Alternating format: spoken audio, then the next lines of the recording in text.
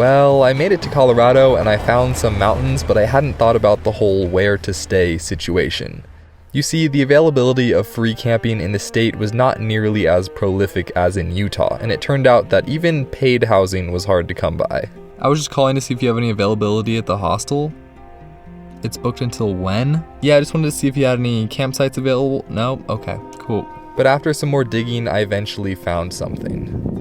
Well, I found some free camping. It's a ways out of the way from Grand Junction, but it'll do because it's free and everything else in the state, I'm quickly learning, is very expensive. So yeah, good spot here. I might have some... Man, the world works in mysteriously amazing ways. Just yesterday I was talking about how it was impossible to find any sort of housing in Colorado in the winter because it's so popular to come here and there's nothing open ever. And just yesterday a friend out of the blue texted me saying he knows someone in Grand Junction who I could crash at their house. I was already going to BLM land, but just from watching my previous video, they just reached out randomly. And then today, a really vague film acquaintance that I have just happens to be up in the Aspen area, which is where I'm going today, and just happened to text me and say he has an open spot in his house right now that I could come crash at for free. So super cool. I just can't believe the odds and timing on that, but it's just also amazing to me how nice people are and how open they are. So super stoked for that. And yeah, I guess I'm heading to the mountains now.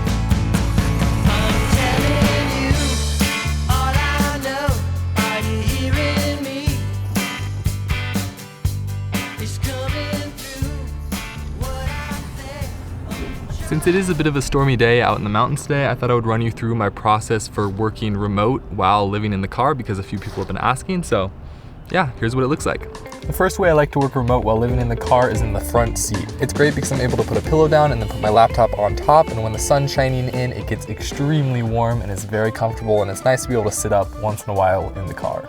The second place I like to work remote while living in the car is in bed because it's comfortable, it's soft, it's warm, and I can work here at night without having to worry about having the lights on outside. It's really private and just feels really nice. But the obvious issue with this space and the front seat is that there's no Wi-Fi. So that's when a cafe comes into play. There are coffee shops literally everywhere, and generally I try and support more locally owned ones, but if there's nothing else, a Starbucks will do just to utilize their Wi-Fi services. Wait, where am I again? Oh yeah, Colorado. Remember those people I was saying would let me stay with them? Well, they not only let me stay there, but they cooked me dinner and taught me about the area and even took me on a ski tour up a ski resort. Because one of the things they taught me was that Colorado avalanche danger is significantly different from California. So that was pretty wonderful. Special shout out to Marcus and Jenny.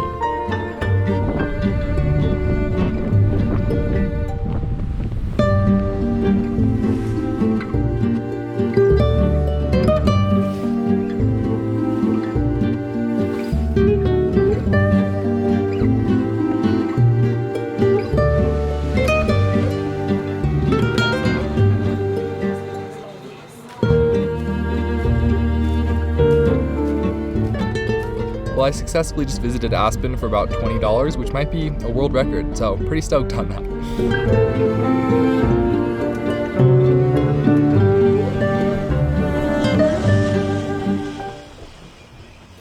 The next few days I spent in Vail visiting a college friend who again cooked me food, gave me a warm couch to sleep on, and showed me around the area. I honestly don't think I would have been able to visit these places, at least not easily, if I was sleeping in the car. It was very cold and free camping is not at all easy to come by, so I'm very grateful to these friends for letting me crash at their places and for so much more as well. And just as things started to seem too good to be true, this happened. I knew I'd have to pay my dues to the snow gods for letting me ski for free at some point, but I just didn't expect it to be to the Colorado Booting Company.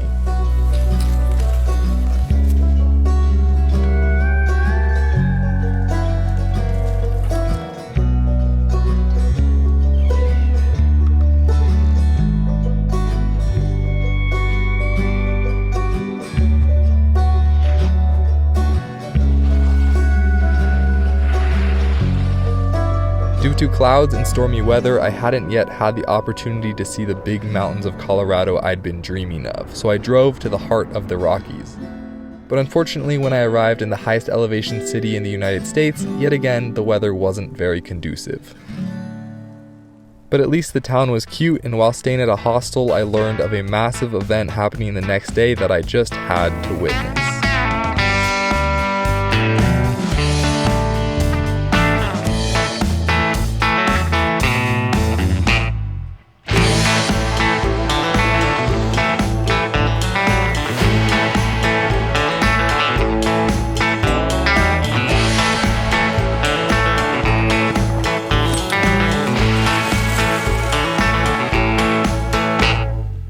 I gotta tell you, that is a hard event to leave, and this state is crazy, but unfortunately I gotta be back in California in like 5 or 6 days to go on a trip with some friends, and I got a lot of distance to travel and a lot of cool places to see, so I gotta get going. And I really hope I'll be back to this state soon because I've barely touched the surface. Alright.